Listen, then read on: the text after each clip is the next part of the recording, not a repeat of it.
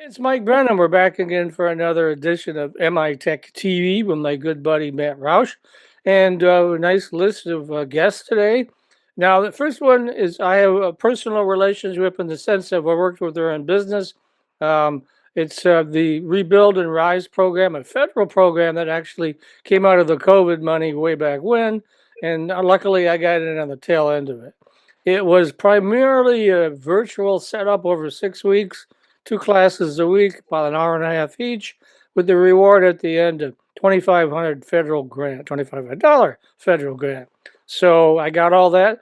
And then the other kicker was Lysa introduced me to a merchant bank locally, and I got a line of credit, which has really helped a lot because I have new Yeah. programs starting, and in the beginning, lots of money you have to put into them, and you don't get a payoff for a bit. So I mean, once again, thank you, Lysa.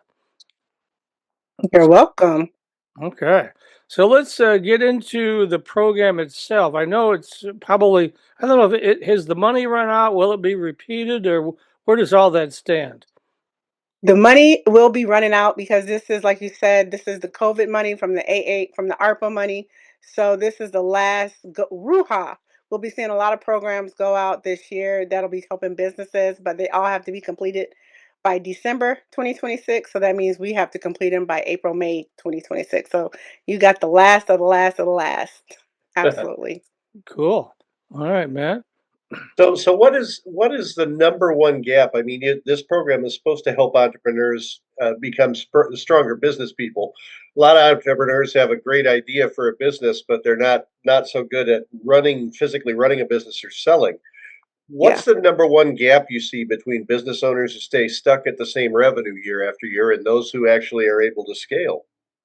It's really a learning curve. It's really if business it's almost like that thing we say, if you keep doing something the same way and you don't get any new results, that's what is it, idiocracy? It's almost that thing. It's like businesses that aren't able to scale and aren't able to pivot are still trying to do their business the same way, no matter what the economy is doing, what their industry is doing. For example, Mike came in right away and was talking about how he scaled his business by creating multiple streams of revenue from different ways and just did his business differently. So in journalism, but looked at it holistically and thought about different ways to make money. So businesses that get stuck are ones that they are so passionate about what they want to do, they don't understand that their business might have morphed into some things that the consumers want them to do. And so now they need to kind of tweak it, pivot it, or do something a little bit different so that they can be servicing the consumers whose attention they've gathered, but they don't necessarily still have that product model that that consumer wants. Yep. Well, you can use me as a role model or an example, but to give a better example of someone that you really, well, you did really help me, but someone other than me that you really helped and what you did and how that all worked out.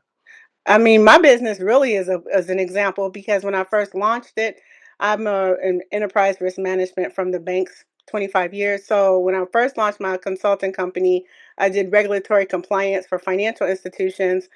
And over the last 9 years, it has now pivoted to do the work for small businesses, which banks still need that work for consultants to do for them and to support small businesses so that small businesses can go get loans. So I teach small businesses now how to be bankable, which is what you were referencing.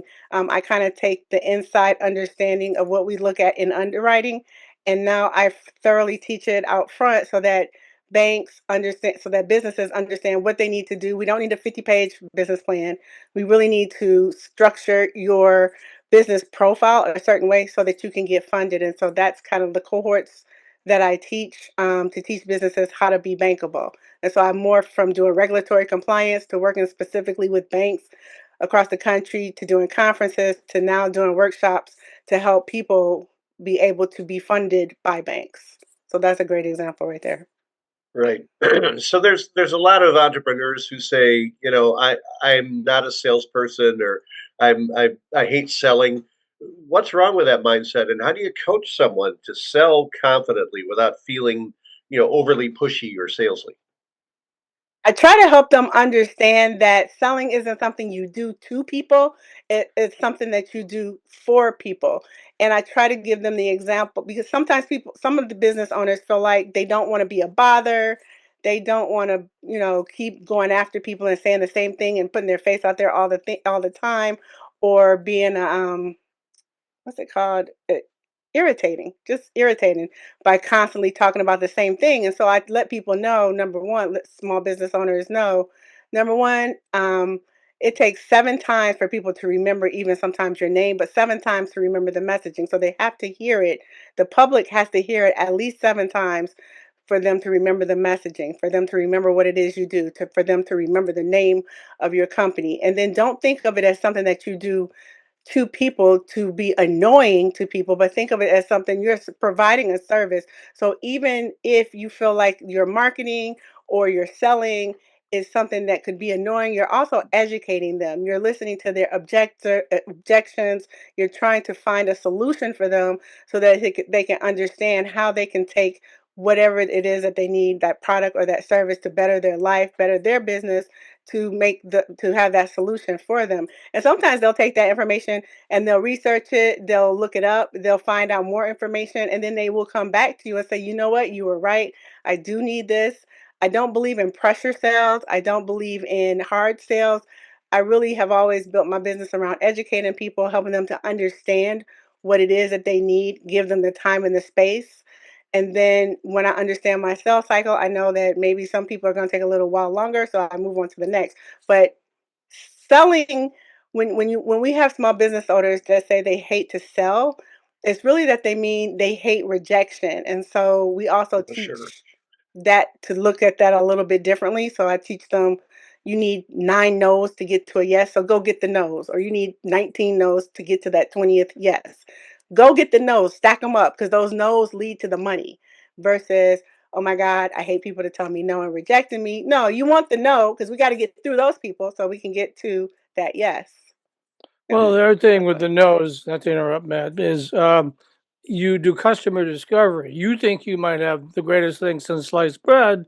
However, your customer may go, I don't know. Can you do this? Can you add this? Can you take this away?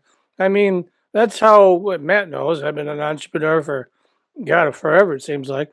And so that's how I operate is, okay, I don't take it personally. I just take it as great information for the business. Absolutely. Absolutely. You have to have a thick skin. Yeah, and as I've heard for years now from people involved in permission marketing online, it's not considered obnoxious advertising if they actually want what you're selling. That is, you have to find the people who actually want it, and if you don't have quite what they need, then you have to ask yourself if you're willing to add it. So, yeah. Yep. 100%.